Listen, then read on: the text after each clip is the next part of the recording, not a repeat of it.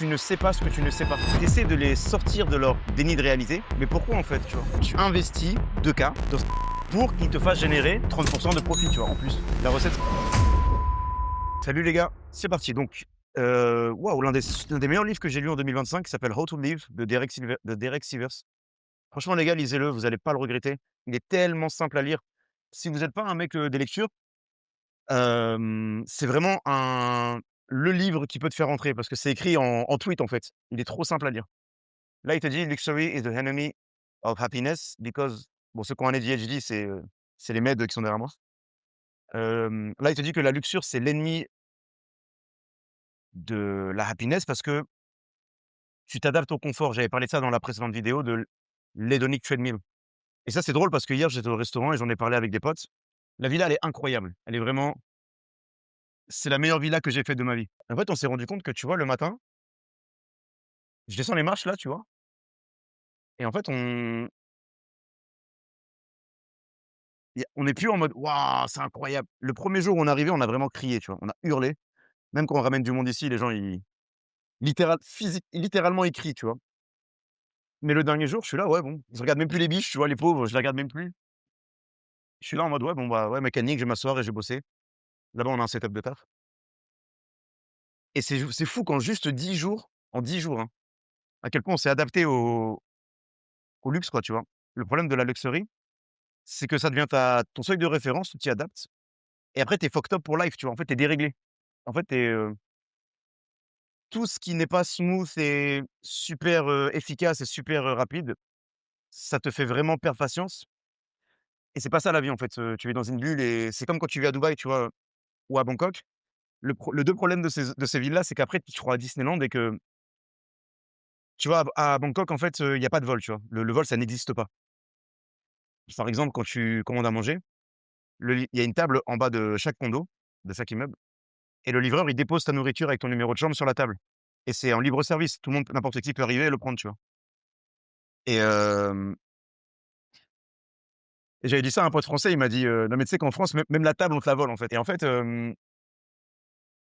et quand tu vis dans ça, c'est ton habitude et la dernière fois, j'étais rentré en France, j'étais à Paris et je m'arrête dans une petite brasserie italienne, un petit resto comme ça et je suis en terrasse et tu sais, je vide mes poches, je mets mon téléphone, mon portefeuille, machin sur la table et la serveuse qui passe, elle me dit: «Mais monsieur, ça va pas? Mais ça va pas? Vous êtes cinglé? On va vous voler, on va vous arracher». Ah oui, c'est vrai que c'est vrai que une autre histoire, j'avais une copine que j'avais amenée à Paris et on avait loué un scooter, tu vois? Et on se gare devant Franprix, tu vois? Et en fait, en Thaïlande, tu laisses ton casque sur le scooter toute la nuit, tout le temps, H24.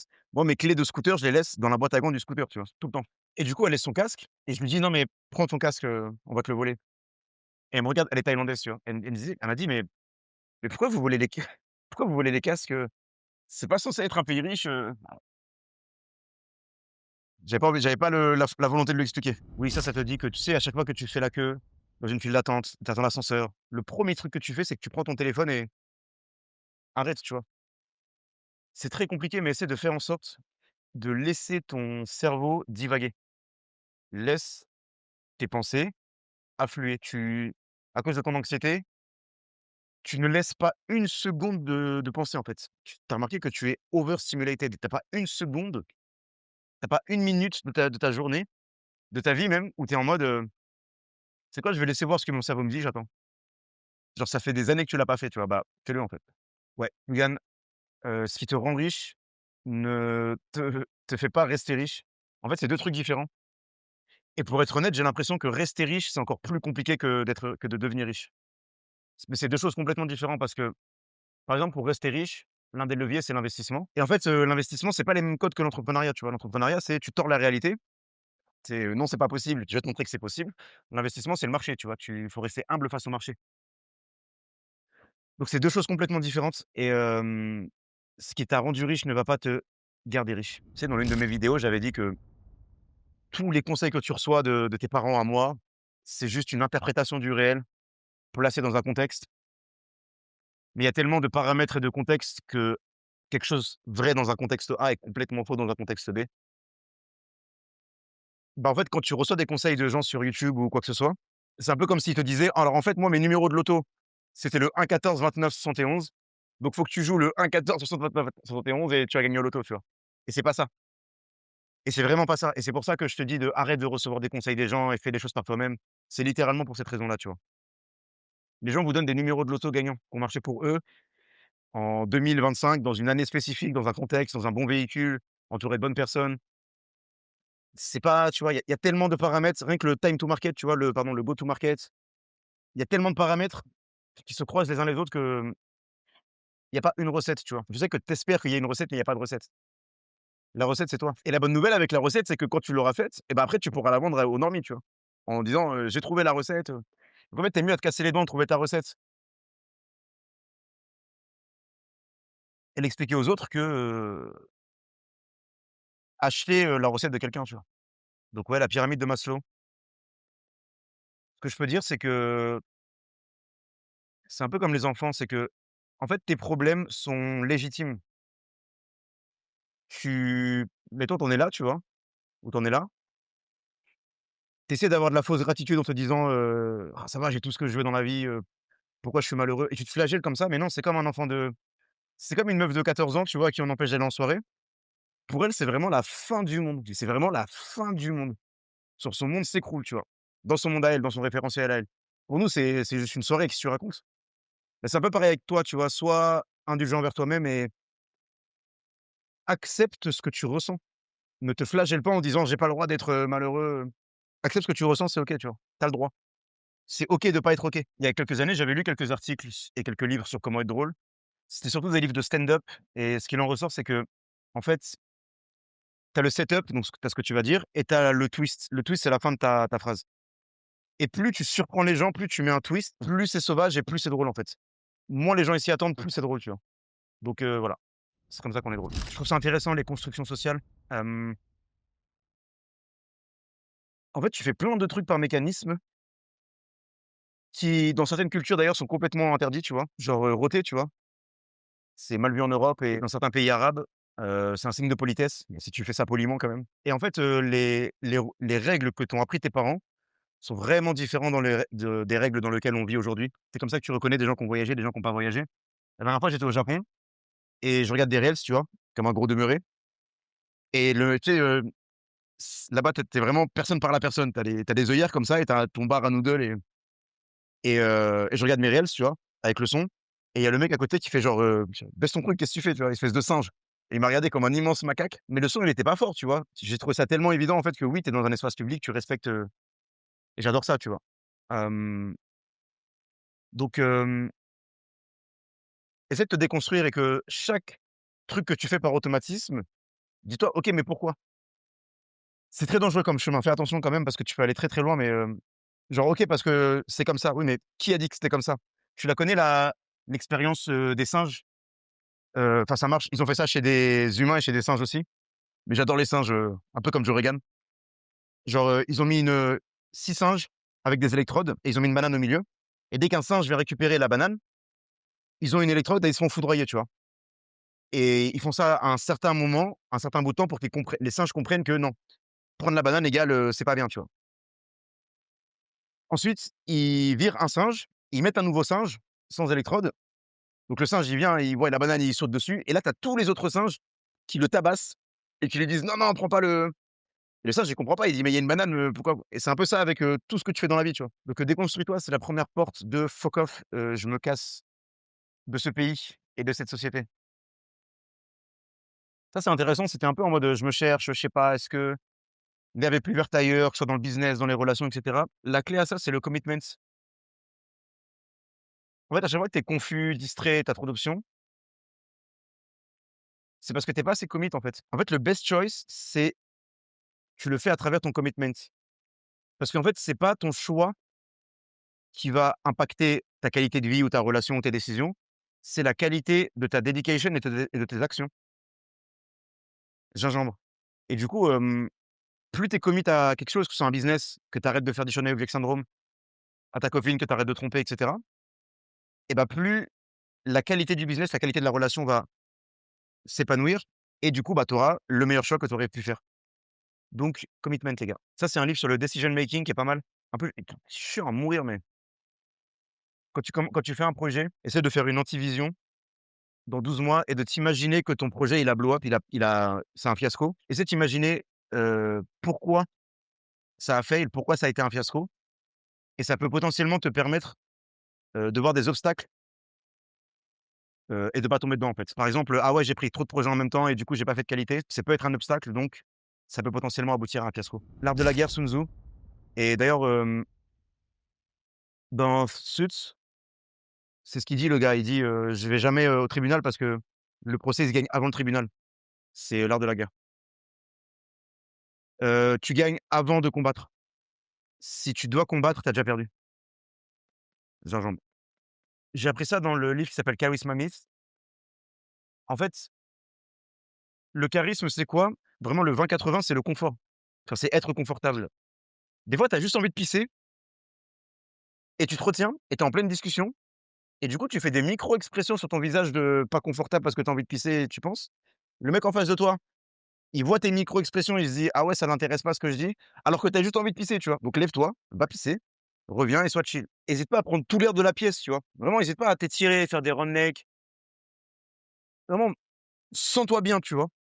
Et ton corps va donner des signes à ton esprit que tu es bien, tu es safe, tu es en bonne santé et du coup, tu vas le ressentir et tu vas l'être. Et tu passes des meilleures journées. D'ailleurs, si tu as du mal à dormir,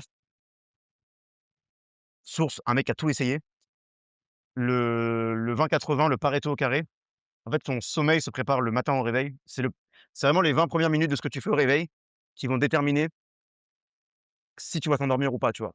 Hem, donc comment bien dormir? C'est que le matin au réveil, le premier truc que tu fais, c'est que tu regardes le soleil. Tu fais ça 3 jours, fais-le et tu dormiras. Parce que cycle circadien et cetera, ou tu le sais pas, mais si tu le sais, bah, tant mieux, si tu le sais pas, fais-le et tu verras. Hem, ouais, ça, c'est un truc que j'ai mis longtemps à comprendre. En fait, la le focus, c'est comme des tabs et tu peux te dire: «Vas-y, bah, je fais, tu switches de plein de tâches en plein de tâches, de plein de business en plein de business et en fait, tu as un truc qui s'appelle le résidu attentionnel, qui fait que si tu switches de projet en projet, tu n'es pas au maximum de tes capacités cognitives. Hem, voilà, c'est pour ça que le one thing, c'est bien et d'avoir un seul projet, c'est bien et cetera. Il y a un gars qui m'a dit: «Le jour où il a pris 10 K de retour sur investissement full passif, ça a vraiment été un game changer dans sa vie». Du coup, le cash flow du capital, ça veut dire le retour sur investissement que tu fais de ton capital. Moi, je commence à le toucher un peu et c'est vrai qu'il a un goût particulier. C'est pas réel, en fait, c'est vraiment pas réel. Tu vois les reels en ce moment de je reset mon attention et je regarde le mur 30 minutes et Sim en train de fais-le, c'est exceptionnel. Peut-être pas 30 minutes, mais juste tu le fais 2-3 minutes. Si tu as du mal à te mettre au taf, je t'avais déjà expliqué d'où ça vient, mais il y a un petit glitch qui marche pour moi, je sais pas si ça marchera pour toi. C'est vraiment, look at the wall. Je regarde le mur et je fais rien et j'ai envie de prendre mon téléphone, non, je fais rien. Tant que j'ai pas envie de faire le truc que je dois faire, je suis un peu puni, tu vois?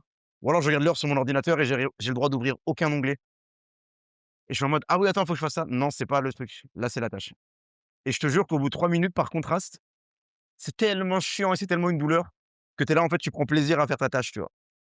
Donc moi qui suis un immense singe, ça marche sur moi, ça marche sur toi, tant mieux. Try. Waouh, ça, c'est un de mes livres préférés d'I Will G. Il a tellement eu d'impact sur moi ce livre-là. Là, il te dit: «Oui, quand tu es jeune, tu as rien à perdre». Désolé, je vais faire le mec un peu self improvement, mais tu es là, tu as quand même genre, je sais pas, 25 ans, 24 ans, 23 ans.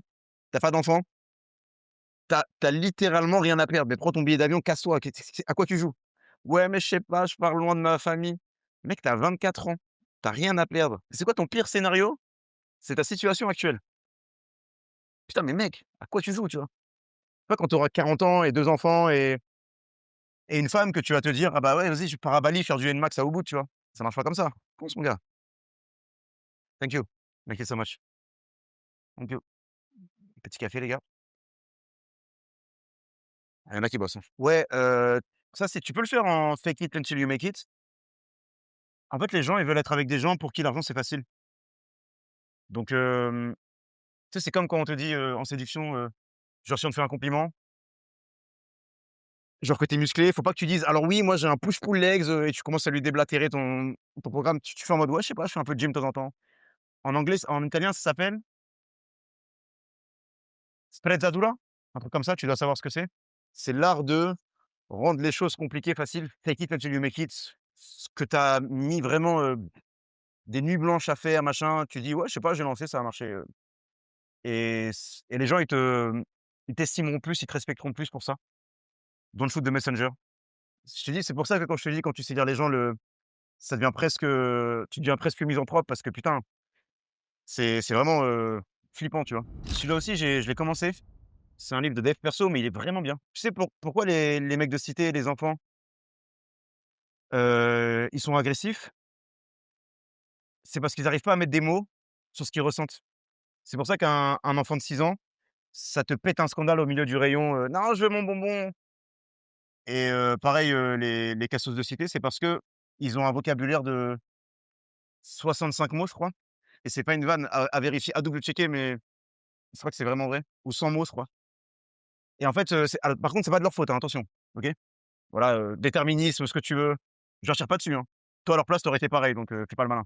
Mais voilà, c'est les choses étant ce qu'elles sont, c'est que, bah, vu qu'ils ont pas de mots sur leurs émotions et ce qu'ils ressentent, ils ont pas d'adjectifs, ils ont rien, et ton cerveau, vu qu'il a pas ça, ça l'énerve et il part directement dans l'agressivité, tu vois? Donc voilà. Donc lis des livres. C'est l'une des principales raisons pour laquelle je lis des livres, c'est parce que, je peux te dire, c'est manichéen, tu vois? Je sais ce que ça veut dire manichéen et ça m'aide, tu vois? Donc voilà. Ouah, ça, c'est tellement sous-coté, les gars. Bon, ça fait vraiment, le mec qui fait des stories en train de donner de l'argent aux gens, mais je te jure que ici, le salaire médian, hein, pas moyen, médian, il est de 400 $. Je tips absolument tout le monde, mais tout le monde, je tips, à longueur de journée, et tu vois la gratitude dans les yeux des gens. C'est pas pour faire le tu as compris? Mais ouais, putain, c'est exceptionnel, ça me rend tellement heureux, et c'est connu que faire plaisir aux gens, ça te fait plus de bien que t'acheter, une pop, Swatch, tu vois? Super intéressant, ça aussi c'est un bête de livre, The Slide Edge. C'est un peu le Atomic Habits, mais sous stéroïdes, tu vois? Ce livre-là, il est exceptionnel. Enfin, moi, il m'a beaucoup aidé. Ça t'apprend à être consistant, et en fait, banger, mais scoop, tu sais déjà ce que tu dois faire. Tu le sais déjà. En fait, il faut juste que tu continues à faire les trucs qui t'ont amené jusqu'ici, et c'est tout. C'est un principe premier, donc dit comme ça te paraît évident, mais les principes premiers, ils sont tellement profonds que, faut aller un peu plus en profondeur. Par exemple, les 2 principes premiers de Claude Code, c'est: si tu sais pas, tu lui demandes. Je vais y revenir, et le deuxième, c'est: tout est possible virtuellement. Par exemple, le premier, toi, tu te dis: «Bah oui, si tu sais pas, tu lui demandes, c'est comme Google», mais en fait, c'est ça que tu comprends pas. Écoute bien, tu ne tu ne sais pas ce que tu ne sais pas. On a demandé à Sam Altman son meilleur prompt, et il a répondu un truc du genre, «Dans cette situation, qu'est-ce que je n'ai pas vu?» Parce que tu ne sais pas ce que tu ne sais pas. Donc tu ne peux pas savoir, par exemple, tu as envie de faire une feature, il y a un moyen de le faire 10 fois plus simple que ce que tu as déjà fait, mais tu sais pas que ça existe. C'est ton rôle de faire comprendre à Claude que de lui-même, il a trouvé des embranchements auxquels tu as pas pensé pour trouver des solutions. Et le deuxième, on y reviendra peut-être plus tard, mais c'est, tout est possible virtuellement. Pareil, dit comme ça paraît bateau, mais c'est tellement plus profond que ça en a l'air, que voilà. Ça, c'est un truc que je me suis dit, surtout sur la diète: «Si je ne peux pas l'intégrer pour le reste de ma vie, je le fais pas». Voilà. Ouais, je tombais sur un tweet il y a 2 jours, «Comporte-toi comme si tu avais un micro sur toi tout le temps». Genre comme si tu étais sur écoute, tu vois? Toute ta vie, tout le temps. Il y a un autre truc qui est connu, c'est, quand tu parles de quelqu'un, imagine-toi qu'il est là, en fait. Comme ça, si ça sera répété, bah, tu seras: «OK, bah, je le dirai s'il était là», tu vois? Et le troisième truc, ça, c'est assez peu connu en psychologie, c'est que quand tu bitches sur quelqu'un, tout le venin que tu vas sortir sur le mec, dans l'inconscient du mec en face, à qui tu dis ça, dans son inconscient, tout l'aspect négatif, en fait, il va le projeter sur toi, et pour lui, ton image sera associée à tout ce que tu dis de mauvais. Donc ça, retiens-le parce que, ça peut te fermer des portes, tu vois? Allez, on s'en fait une dernière et on va commencer la journée, les gars. D'ailleurs, je suis un peu malade, hein, désolé, j'articule mal et j'ai un peu les yeux, j'ai chopé un truc, vous m'excuserez. Ouais, tu vois, Eckhart Tolle, Power of Now, il est chiant à mourir, mais il y a un livre qui s'appelle Practicing the Power of Now, qui est une synthèse. C'est vraiment le même auteur, le même livre, hein, mais c'est juste beaucoup plus condensé, et il te donne que les insights, et ce livre-là, lis-le par contre, il est vraiment obligatoire à lire dans le haut de ta liste. Peut-être pas le haut, mais au moins le top 3. Ouais, un peu de stoïcisme, tu te dis: Est-ce que je peux faire quelque chose qui peut changer la situation maintenant, la changer, retirer la situation, l'améliorer? Si oui, bah, fais-le et sinon, bah, tu peux s'il y a pas de solution, il y a pas de problème, en fait. Ouais, il y a un truc que j'ai compris il y a pas longtemps, c'est un délire. Bon là, je vais en faire de la moitié, mais j'espère que vous êtes prêts, OK? Écoute là, celle-là, elle est incroyable. En fait, le déni de réalité ou les biais cognitifs, c'est ton subconscient qui te protège d'une réalité dont elle sait qu'elle sera mauvaise pour toi et qu'elle te fera beaucoup de peine. Et c'est un peu comme si ton subconscient il t'aimait et qui te protégeait de la réalité. Et je trouve ça tellement cute. En vrai, quand tu y penses, c'est tellement adorable. Et en fait, quand tu comprends ça, moi, ça me fait avoir de la tendresse pour les gens. J'étais vraiment une misanthrope avant. J'aimais pas les humains. Surtout les gens de ma ville natale où tu l'as connu aussi. Tu sais, tu reviens en seigneur et tu as envie de secouer tout le monde. Putain, les gars, regardez, je l'ai fait, faites comme moi, machin. Tu leur envoies les formations. Il y a un gars que je connais, il a même acheté des Macs à ses potes, hein. Et là, ils sont en train de regarder Naruto à cette heure-là, tu vois? Et tu là: «Vas-y, on y va, machin». Ils sont là: «Ouais, on est chaud et tout, vas-y, super». 4 jours après: «Bah alors les gars?» «Oh non, je sais pas, machin», tu vois? Et là, tu leur en veux, tu vois? Tu es là: «Putain les gars». Et en fait, c'est qu'ils sont OK dans cette vie-là, tu vois? Et le problème, c'est que ou même tes parents ou ta famille, c'est quoi? C'est que tu essaies de les sortir de leur déni de réalité, mais pourquoi en fait, tu vois? C'est quoi le meilleur scénario? C'est qu'ils se rendent compte, ils connaissent que cette vie-là existe, tu vois? Et que tu te rends compte le malheur dans lequel ça va les mettre. Qu'ils se disent, «Putain, c'est avec ma Magali, ma vie c'est de la merde, machin». Laisse-les dans leur réalité et les gourous du make money, ils se rendent pas compte du mal qu'ils font parce qu'ils essaient de sortir absolument les gens de la matrice, mais pourquoi en fait, tu vois?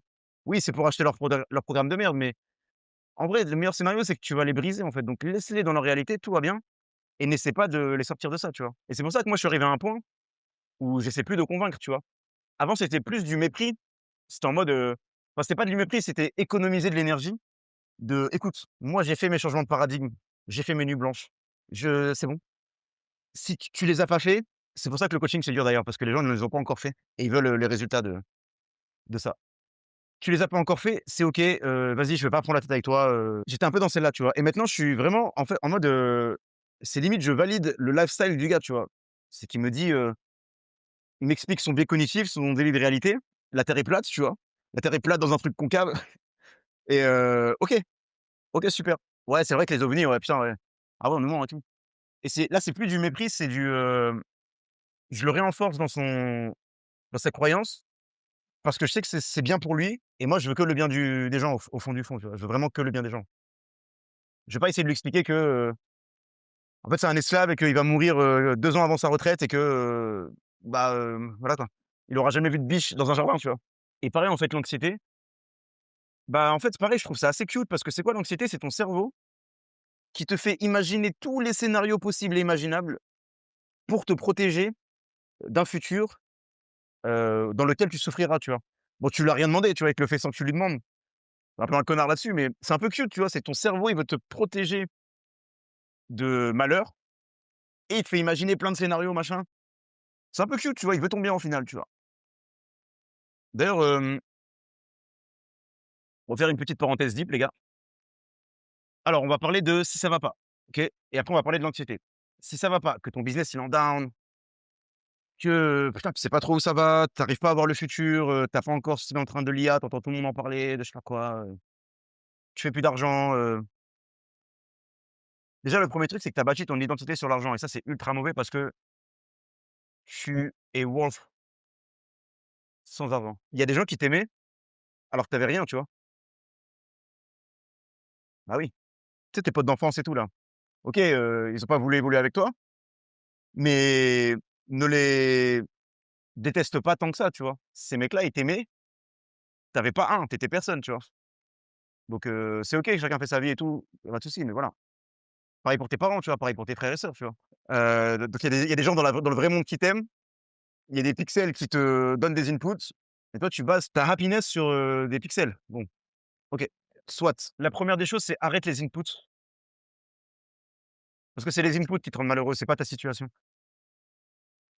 Parce que ta situation, ça va, hein, là, tu es sur 24°, tu es avec ta copine qui t'aime, excuse-nous, hein, pardon, mais tout va bien, mon ami. Quand je dis arrête les inputs, c'est arrête Instagram, arrête de regarder des reels, arrête de lire des trucs, arrête de lire des tweets, arrête les inputs, arrête de te mettre des trucs dans le crâne. Arrête. C'est vraiment ça qui est trop malheureux, je te jure, c'est ça, il y a rien d'autre. Franchement, fais juste ça et c'est bon, tu vois? Vraiment, hein. Parce que tu connais la chaîne, c'est pas de moi, je suis là pour te dire des trucs que tu as jamais entendus. Je suis pas là parce que tu sais très bien que c'est le lifestyle et que, faut que tu dormes 8 heures par jour et tout et que tu fasses du sport, machin. C'est ça qui est trop heureux, tu vois? Mais tu sais déjà donc voilà. Mais par contre, arrête les inputs, peut-être tu l'as jamais entendu donc fais-le et tu verras que ta vie ira mieux bizarrement. Parce qu'en fait, quand tu te concentres sur le réel, bah, dans le réel, tout va bien, tu vois? C'est dans le virtuel que ça va pas. Ouais, il y a un youtubeur qui s'appelle Matt Gray qui a dit cette, idée-là dans une vidéo qui est super intéressante. Parce que oui, les mecs, ils prennent, les trucs des livres et ils en font des vidéos, hein, au cas où vous étiez pas au courant. Donc ça, c'est le livre Who Not How qui te dit faut pas se dire: «Comment je deviens riche», faut se dire: «Qui peut m'aider à devenir riche?» Faut pas que tu te dises: «Comment je deviens fit», faut que tu te dises: «Qui peut m'aider à devenir fit?» et cetera. C'est la méta du livre et en fait, il te dit de voir des who's, donc des qui, comme des investments et pas comme des coûts, tu vois? Ça veut dire qu'en fait, toi, tu vois tes prestataires comme des coûts opérationnels du business et c'est mauvais, faut pas faire ça, tu vois? Toi, tu te dis: «Ouais, mon creative stratégie, il me coûte 2K par mois, ça coûte 2 K». Non, tu investis 2K dans un humain pour qu'il te fasse générer, je sais pas, 30 de profit, tu vois, en plus. Donc au lieu de le foutre sur le S&P 500, tu le fous sur un humain et quand tu changes ta frame comme ça en te disant: «OK, je ne dépense pas, j'investis dans des humains qui me font faire x2 l'investissement de départ», bah, c'est pour ça que dans le business corporate, on appelle ça le revenu par employé.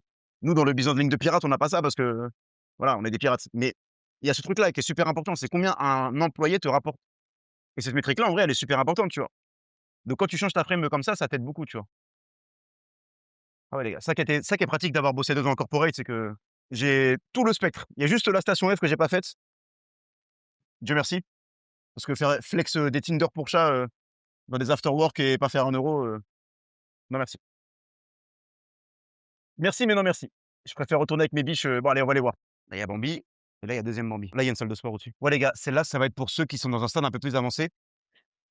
Ah parce qu'on parle du zéro à aux dirigeants les gars ici, hein. En fait, comment tu définis ta vision? Il faut qu'elle soit tellement grande que les gens puissent mettre leur propre vision à l'intérieur de ta vision. Gingembre.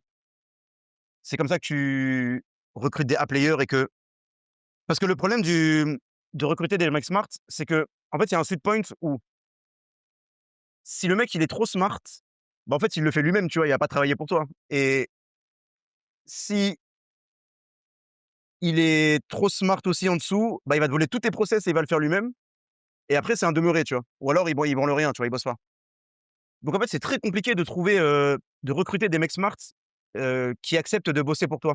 Parce qu'encore une fois, ce que j'ai dit, le mec, s'il est smart, il bosse tout seul, il va pas prendre un salaire, en fait, il va monter son tunnel tout seul et il va faire, son MRM, tu vois?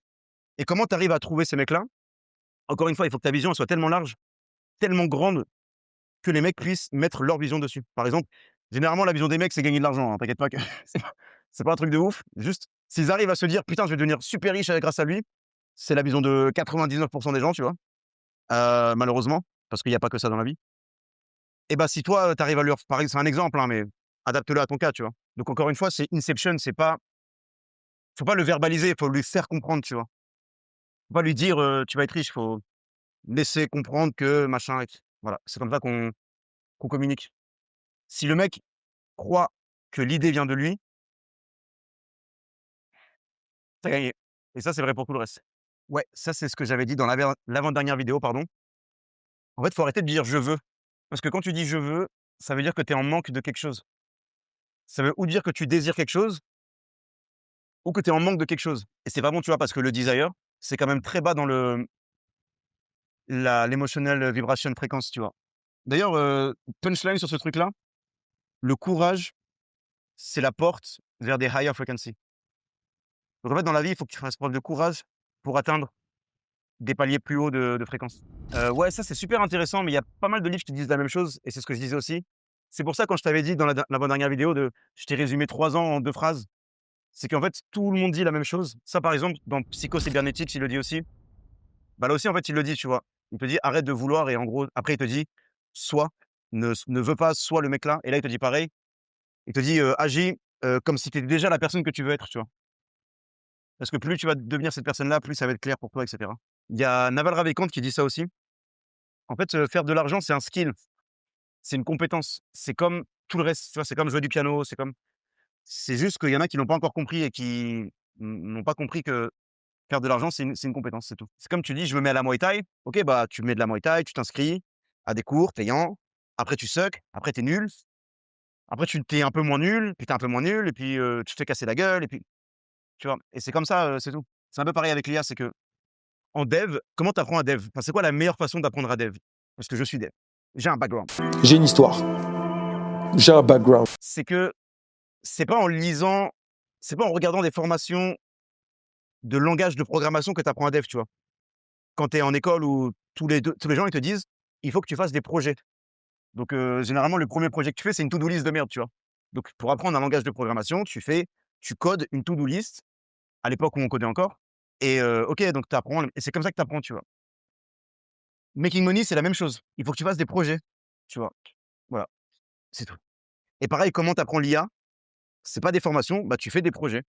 Mais en fait, toi, tu es tellement obnubilé par l'argent que tu te dis: «Putain, je vais faire un truc qui va me faire de l'argent». Essaie de faire des trucs juste pour le purpose of it, tu vois? Juste pour le simple kiff of it. Vas-y, je fais un kiff, je sais pas, je fais une application pour apprendre à parler au chat, tu vois? J'en sais rien. Avec des fréquences, j'en sais rien, tu vois? Et puis c'est un son, où le ça transcrit le c'est de la merde, tu vois? Ça marche pas. Mais tu kiffes, tu vois? Et tu le vends pas, tu t'en fous. Mais en faisant ça, un truc qui te fait kiffer, et bah, tu vas apprendre les briques dont tu auras eu besoin pour bâtir ce truc-là et tu auras fait ton application de merde, tu vois? Et là, tu auras appris comment faire l'IA ou comment utiliser je sais pas quoi. Donc raisonne en projet plutôt que en: «Je vais faire de l'argent». Si ta plus grosse source de dopamine, c'est le business, bravo, tu deviens millionnaire. Il y a rien d'autre. Il y a que ça. Vraiment, il y a que ça. Si jamais tu as déjà fait une dopamine détox, tu tu as vu, comment c'est incroyable, genre tu prends plaisir à te mettre sur ton setup et à kill de la task et genre tu kiffes, tu vois? Et genre c'est vraiment un truc trop bien, comme un jeu vidéo, tu vois? Si tu arrives à avoir ce feeling-là, tu es à l'abri du besoin.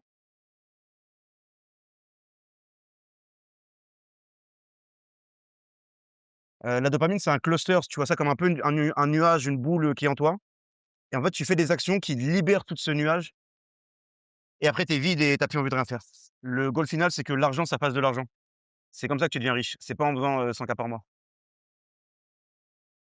Le seul argent que tu peux dépenser où tu seras vraiment serein à spend ton argent, ce sera l'argent de tes retours sur investissement. Donc retiens ça.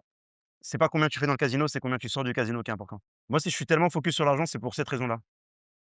Si tu as assez d'argent pour solver un problème, alors tu as pas de problème. Et malheureusement, beaucoup de problèmes dans la vie sont liés à l'argent. Mais c'est pas, je te montre mes biches et ça, c'est de la merde, tu vois? J'avais un pote à moi en France, sa mère, elle est avocate au droit du divorce.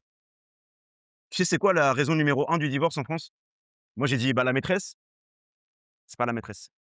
C'est quand il y a plus d'argent dans le foyer. C'est quand il y avait un certain niveau de vie, que par exemple l'homme fait faillite, que le lifestyle descend, ça c'est la raison numéro une des divorces en France. C'est que tu t'embrouilles avec ta meuf parce que vous avez pas fait la vaisselle, tu vois? C'est un truc de mède en fait, tu prends une mède, elle sort les poubelles, elle fait la vaisselle, pareil, si tu as un enfant, vraiment, hein, tous les problèmes, les tracas, des hormones et tout, c'est beaucoup, s'occuper des tâches basiques de l'enfant, changer les couches, ces trucs-là, faire à manger, machin. En fait, il y a beaucoup, beaucoup de problèmes qui sont liés à l'argent, tu vois? Dans les relations par exemple, mais dans la vie entre autres, tu vois? Genre la dernière fois, j'ai raté une correspondance, j'étais à Singapour et parce qu'il y avait un retard sur le vol et donc on rate le vol et il y a un petit groupe de Français, tu vois, à l'aéroport et c'était un peu des backpackeuses et tout, tu vois? Et genre, le prochain vol pour le Paris, c'était 800 tu vois? Et moi, je suis là, bon, bah, ouais, je suis sur mon téléphone, j'appuie sur 2 boutons et je veux qu'un vol et il y a une fille devant moi, elle devait avoir 19 ans, elle m'a brisé le cœur. Elle m'a dit, «Putain, c'est un été entier de travail, à la poubelle et tout» et ça m'a fait tellement de la peine. Après, je lui ai dit: «Bon, bah, moi, je vais au lounge, à tout à l'heure». Mais ouais, si tu as si tu l'argent pour résoudre des problèmes, alors tu as pas de problème. C'est la raison pour laquelle je suis aussi, focus sur ça. On va finir là-dessus qui est une punchline. Entoure-toi des gens qui te rappellent plus ton futur, ça veut rien dire, mais qui te font plus penser à ton futur, qui te donnent plus de hope sur le futur que des mecs, qui veulent te rabaisser, te faire penser à ton passé. C'est pour ça qu'à chaque fois que tu rentres dans ta ville natale, on te traite comme l'ancien Malik. Donc tu prends les habitudes de l'ancien Malik, ah oui, c'est vrai, et tu deviens l'ancien Malik, en fait. Parce qu'ils ont pas vu l'évolution, ils ont pas vu tous les voyages que tu as fait et cetera et ils te traitent comme l'ancien et c'est mauvais et c'est pour ça que tu deviens mauvais. Donc ne t'entoure pas de ces mecs-là. Tu ne peux pas guérir dans un environnement qui t'a rendu malade et quand j'ai fait une thérapie, j'avais parlé de ça à mon thérapeute et il m'a dit: «Ça peut t'aider. En fait, le problème, c'est que c'est toi qui les laisses, c'est à moi, en fait, c'est toi qui les laisses projeter sur toi, te devenir l'ancien Malik. Si tu arrives à rester cette personne de qui tu es à l'étranger, chez toi, dans ta ville natale, mais c'est à toi de t'imposer, c'est à toi de pas laisser faire», tu vois? C'est un exemple, mais c'est pour t'illustrer le truc. OK? Bon les gars, c'était tout pour moi. C'était une belle journée. Abonnez-vous, mettez un like. Les commentaires, on n'oublie pas les commentaires. Bisous. Ciao, ciao.